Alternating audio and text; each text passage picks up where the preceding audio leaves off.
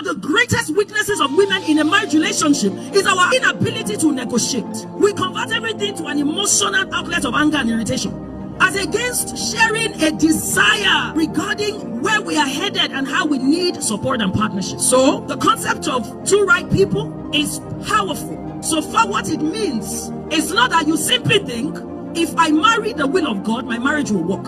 You are wrong. Marry the will of God is only basic 101. It's prerequisite 101. You can be with the will of God and have a frustrated marriage. They didn't tell us early. When we were single, the priority was make sure you find and marry the will of God.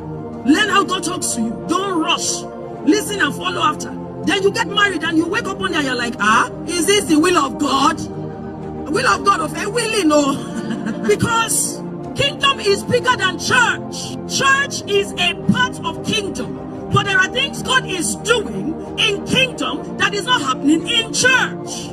If a person takes the principles of the kingdom and abide by it, they will produce kingdom-like results. That's what you see with serial entrepreneurs in Silicon Valley.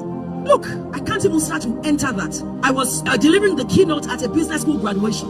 And what I spent the time doing was unpacking the parables of Jesus, just a few parables of Jesus, and showing how the people who you perceive as the people of the world model these parables and have great results. Whereas believers will be underperformers, mediocres, have no sense of ownership or responsibility, leave your work undone and go to redemption camp for private retreat, yet expect the favor of God on their work. But you find another person who models the parable of the talents, take the 2 they've been given, convert it into 4. On the account of that, they are giving 5 more, convert it into 10. On the account of that, they are giving a city to oversee. Kingdom. So you can meet a couple on their journey to Christ, because salvation is critical. Or else, eternity with Christ is not assured. So we're not downplaying the blessedness of salvation, but we must leverage it as an advantage. But if you just think I'm born again and I marry the will of God, that is enough, we're wrong.